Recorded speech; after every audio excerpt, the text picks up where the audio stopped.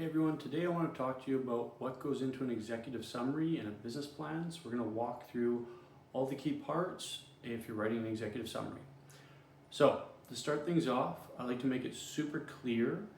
You want to state the name of the business, where it was incorporated, the date of incorporation, and who founded the company. So those keys usually make up the first sentence. So mark it down here.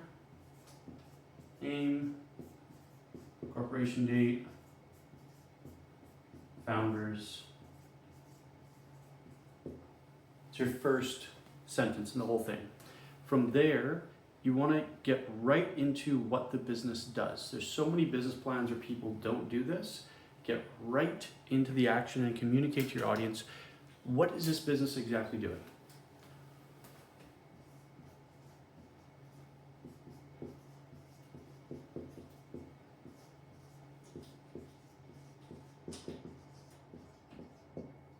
Okay, so now it's super clear who started the company, where it was founded, what the name is, and what the business does. From there, you want to get into something a little bit enticing. So you could go in a few different directions. One direction you could go in is building up the market analysis for the business. So basically diving into, is this business or this industry growing? Is it on a positive uptick? You could also go another route, which could be why the business was originally founded.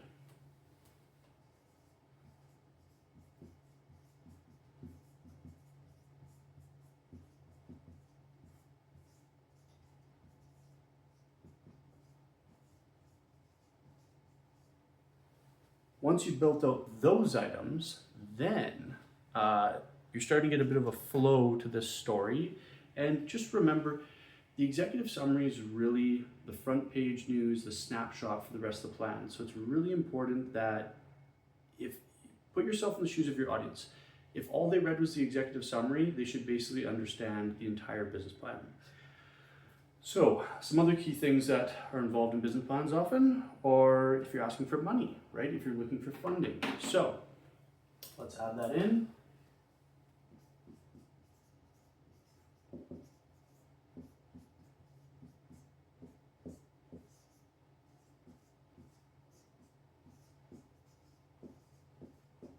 So the funding ask, use of funds.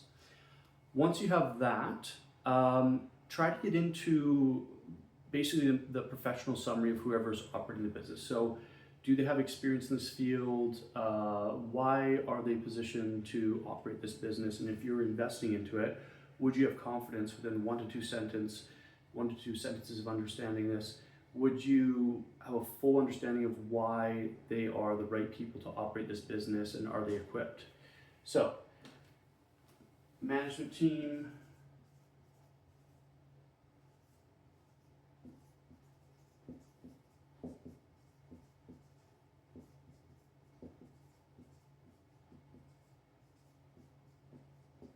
cool.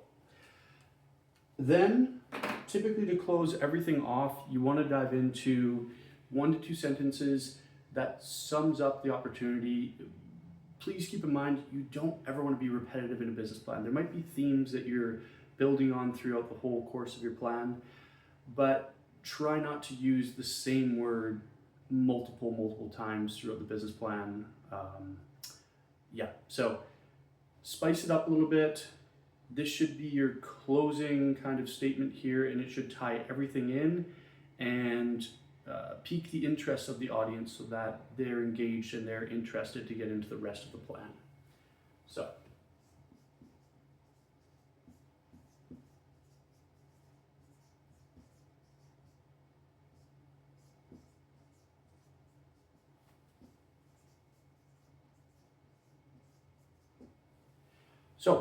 let's tie it all together. The executive summary of your business plan is usually the first section of the whole plan. You want to start off with name of the company, incorporation date, founders, then going into a clear thesis on the business itself so that it's right out of the gate, you're not wasting anyone's time, it's super clear what this business is doing, everyone understands it.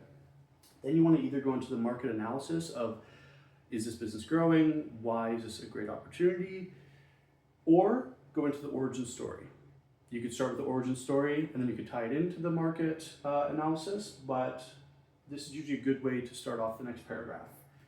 Then usually the next paragraph is the amount of funds that you're asking for and what you will use it for and why that's important to the big picture of the business and why it ties into how this is a great investment opportunity.